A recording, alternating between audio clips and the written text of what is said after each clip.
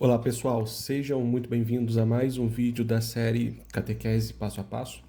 Eu sou o Jackson e hoje vamos conversar sobre um tema que muitas pessoas acham muito difícil ou complicado, mas que na verdade é essencial para a nossa vida de fé. Esse tema são os dogmas da fé católica. Em algum momento você já ouviu falar sobre os dogmas, isso é fato. Talvez até tenha uma impressão de que são regras rígidas, são imposições pesadas ou coisas que são muito teóricas, que não têm nada a ver com a nossa vida no dia a dia. Mas a grande questão, será que é isso mesmo? Será que os dogmas são apenas teorias distantes da realidade? Ou será que eles têm algo importante para nos dizer? Então, hoje nós vamos estudar os parágrafos 88, 89 e 90 do Catecismo, que vai nos explicar exatamente o que são os dogmas, para que eles servem e como todos eles se conectam, formando um conjunto centrado em Jesus Cristo. Mas antes da gente entrar diretamente aqui nesses parágrafos do Catecismo, imagine que você está dirigindo por uma estrada numa montanha. É uma viagem bonita, com uma paisagem maravilhosa, só que tem um porém, essa estrada ela tem muitas curvas que são perigosas, típico de uma estrada numa montanha. E em alguns momentos, em alguns trechos, essa estrada ela está coberta por uma neblina densa. O que vocês gostariam de encontrar nessa estrada? Provavelmente iriam gostar de ter placas de sinalização para alertar sobre os perigos da estrada, né? Uma curva perigosa à frente, ou alguma área de escape, ou o caminho correto. E claro, também nessa estrada seria muito bom se ela tivesse algumas defesas metálicas, né? Aqueles guarda-reios, para impedir que o carro caia no precipício. Então, essas placas, essas proteções, elas não estão limitando a viagem. Muito pelo contrário, elas existem ali justamente para que nós possamos seguir a viagem com segurança, sabendo que nós estamos no caminho correto e, obviamente, protegidos dos perigos que aquela estrada oferece. Então, são como luzes que iluminam a viagem. E os dogmas da fé são exatamente como isso, só que para a nossa vida espiritual. A, a nossa vida ela é como uma viagem, uma caminhada rumo a Deus. E nessa caminhada, os dogmas são como as placas de sinalização e as proteções que nos impedem de cair no abismo, no erro. Então, os dogmas, eles não estão nos aprisionando, mas nos libertando, nos mostrando o caminho verdadeiro.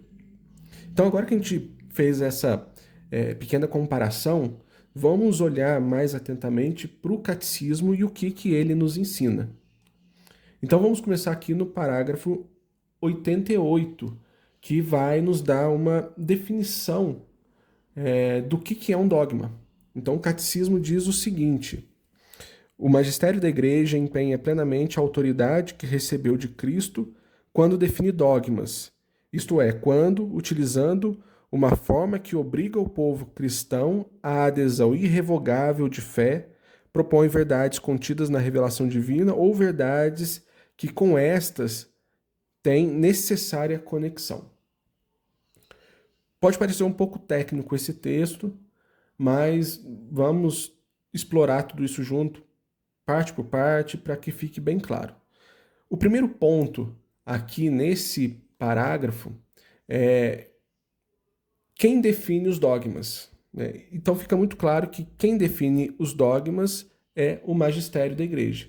O magistério é simplesmente o poder de ensinar que Jesus deu aos apóstolos e aos seus sucessores, como nós vimos nos vídeos anteriores, né? Os bispos em comunhão com o Papa, eles formam o magistério. Quando o Papa fala ex cátedra, isso é, com o poder de pastor, doutor de todos os fiéis, ou quando um concílio ecumênico proclama solenemente uma verdade em união com o Papa, a Igreja está fazendo uso pleno de sua autoridade de ensinar.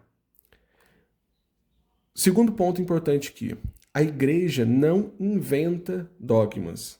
Então presta atenção, porque aqui tem uma palavra muito importante que deixa muito claro isso, né?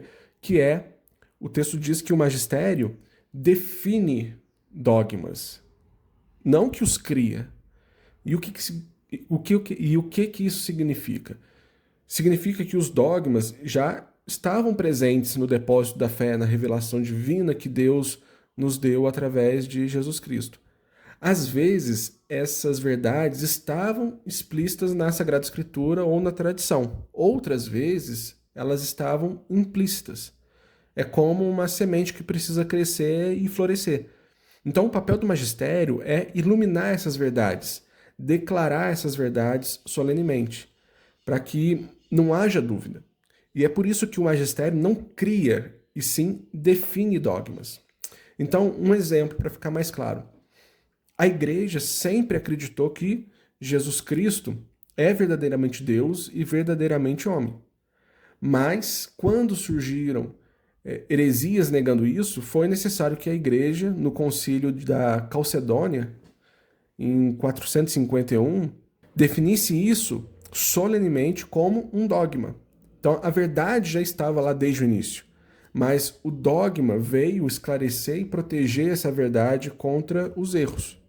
O terceiro ponto desse parágrafo é que ele fala de verdades contidas na revelação divina, ou de verdades que tenham alguma necessária conexão. O que significa isso, né? Conexão necessária? Significa uma conexão lógica, uma conexão que seja intrínseca ao assunto. Um exemplo prático. O dogma de que Jesus tem duas naturezas, divina e humana, está diretamente revelado.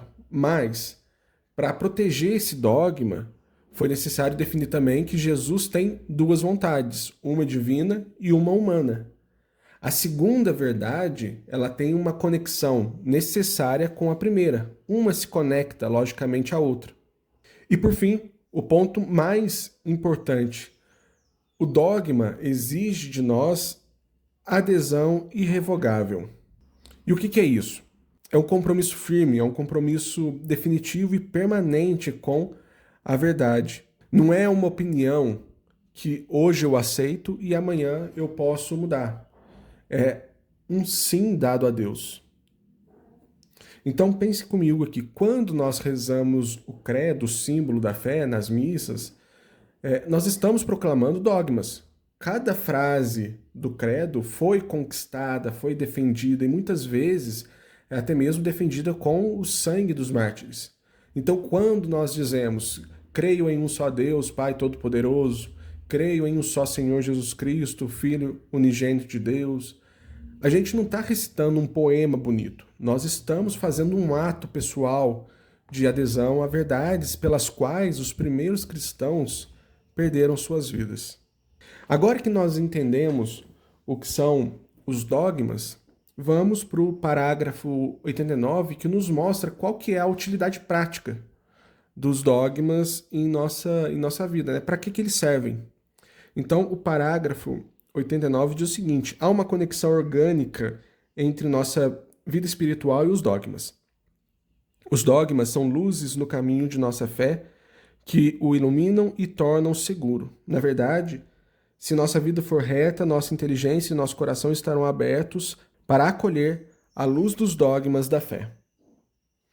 Então, esse parágrafo ele é bonito porque ele destrói completamente aquela ideia falsa de que a doutrina não importa, o que importa é ser uma boa pessoa. A Igreja nos ensina que nós não podemos separar o crer do viver. A fé e a vida, elas estão ligadas de uma maneira orgânica, como que os órgãos de um corpo vivo. Então presta atenção aqui na expressão que o catecismo usa, né? Ele fala o seguinte, conexão orgânica. Orgânico significa vivo, vital, como os órgãos do nosso corpo, que dependem uns dos outros. O coração vai depender dos pulmões, os pulmões dependem do cérebro e assim por diante. Da mesma forma, a nossa vida espiritual e os dogmas da fé vão crescer junto ou morrer junto. Não é possível a gente ter uma vida espiritual saudável se ignorarmos as verdades da fé. E da mesma forma, não é possível ter um coração saudável se os pulmões não funcionam. Então, uma coisa anda junto com a outra, sempre.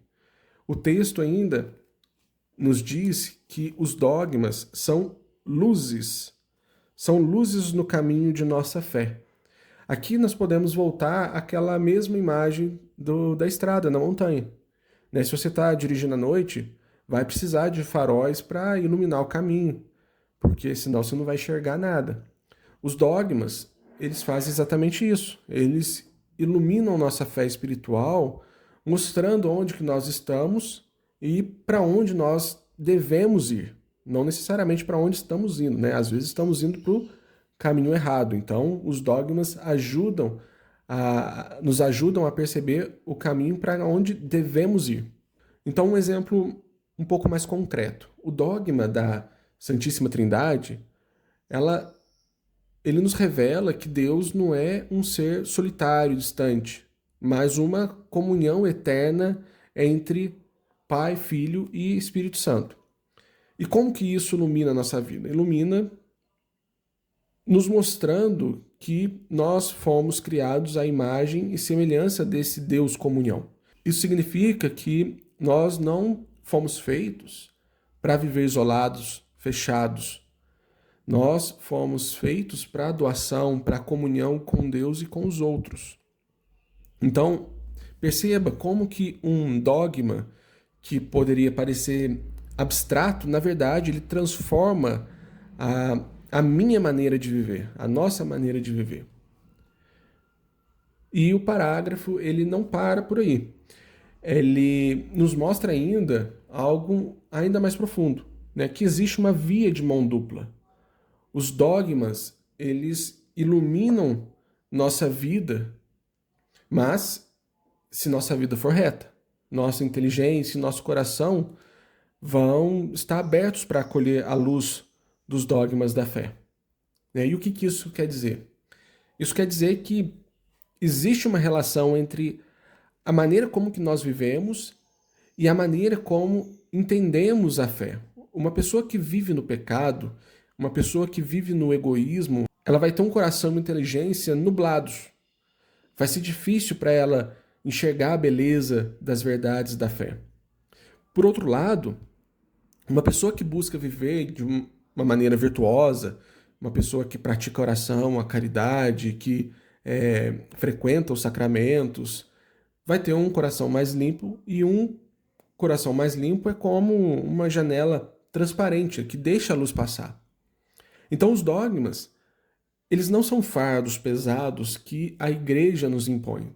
São luzes que Deus acendeu para que a gente não se perca na escuridão. É literalmente isso.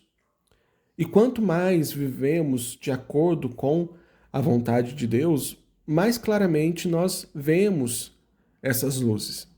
E por fim chegamos ao parágrafo 90, que nos mostra os dogmas não como uma lista aleatória de afirmações que são desconectadas. Eles formam um conjunto harmonioso, como se fosse uma sinfonia. E no parágrafo 90, o Catecismo nos diz o seguinte: os laços mútuos e a coerência dos dogmas podem ser encontrados no conjunto da revelação do mistério de Cristo. Existe uma ordem ou hierarquia das verdades da doutrina católica, já que seu nexo com o fundamento da fé cristã é diferente. Então vamos entender isso aqui com calma. Primeiro, o texto fala sobre laços mútuos e coerência. Então isso significa que a fé católica não é uma colcha de retalhos, não é um monte de crença jogadas ao acaso. Muito pelo contrário, os dogmas, eles se conectam entre si, se explicam mutuamente, formam um todo que é coerente. E o centro dessa teia o ponto de encontro de todos esses fios que se conectam, é Jesus Cristo. Nós podemos pensar como uma teia de aranha. No centro está a aranha. E dela partem todos os fios, todos conectados, todos formando um padrão que é harmonioso. Da mesma forma, no centro da fé católica está Jesus Cristo, o mistério da encarnação, da paixão, da morte e da ressurreição. E todos os outros dogmas partem desse centro e fazem sentido à luz desse centro. Então, por exemplo, o dogma da Imaculada Conceição de Maria, que diz que Nossa Senhora foi concebida sem pecado original. Esse dogma pode parecer isolado se olharmos apenas para ele. Mas quando nós conectamos esse dogma ao centro que é Cristo, ele ganha todo um novo sentido. Ele ganha todo o seu sentido. Porque Maria foi preservada do pecado? Porque ela seria a mãe daquele que é santo, santo, santo. Daquele que venceria o pecado. Daquele que venceria a morte. O dogma mariano só faz sentido pleno quando conectado ao dogma cristológico, ao mistério de Cristo. Agora, vem um ponto muito importante e também que é bem confuso, né? Que existe uma hierarquia das verdades. Essa expressão ela pode causar bastante confusão, mas vamos tentar esclarecer aqui o que ela quer dizer com isso. Hierarquia das verdades não significa que alguns dogmas são mais verdadeiros do que outros, ou que alguns são verdades de primeira classe e outros de segunda classe. Não. Todos os dogmas são igualmente verdadeiros. O que essa hierarquia significa é que alguns dogmas são mais fundamentais, alguns dogmas são mais centrais e outros derivam deles ou dependem deles. Vamos fazer uma comparação simples aqui. A gente pode pensar no corpo humano. O coração e o cérebro são órgãos absolutamente vitais, fundamentais. Agora, a mão ou o pé também são importantes e fazem parte do corpo, mas sua função se entende a partir do centro vital. Ninguém diria que a mão não é importante. Obviamente que ela é importante. Só que o coração é mais fundamental para a vida. Então, da mesma forma, na fé católica, o dogma da Santíssima Trindade e o dogma da encarnação, paixão, morte e ressurreição de Cristo são o coração, são o núcleo fundamental de tudo. A partir desse núcleo, nós entendemos os outros dogmas, né? Sobre a igreja, sobre os sacramentos, sobre Nossa Senhora, sobre os anjos, dogmas sobre o purgatório e assim por diante. Então, por exemplo, o dogma da ressurreição de Cristo, ele é absolutamente central. Esse dogma é um fundamento. Já o dogma sobre a natureza dos anjos, embora seja verdadeiro e importante, ele está numa posição menos central na hierarquia das verdades. Ele depende da revelação de Cristo, mas não é o coração da fé cristã. Então, essa compreensão da hierarquia das verdades é especialmente importante no diálogo ecumênico, no diálogo com outros cristãos. Quando nós conversamos com protestantes, por exemplo, nós devemos começar pelo que nós temos em comum, pelas verdades mais centrais, a Trindade, a divindade de Cristo, a redenção pela cruz. E depois, com caridade, com paciência, nós podemos abordar as diferenças em doutrinas que estão mais na periferia da hierarquia. Então aqui vemos claramente a beleza da fé católica. Ela é racional, ela é harmoniosa, ela é coerente. Não é um caos de crenças que se contradizem. E agora que nós estudamos esses 3 parágrafos do catecismo, vem a grande pergunta: mas e daí? Como que isso pode mudar a minha vida de maneira concreta no meu dia a dia? Então, eu gostaria de propor algumas aplicações práticas que são Muito simples. Primeira aplicação.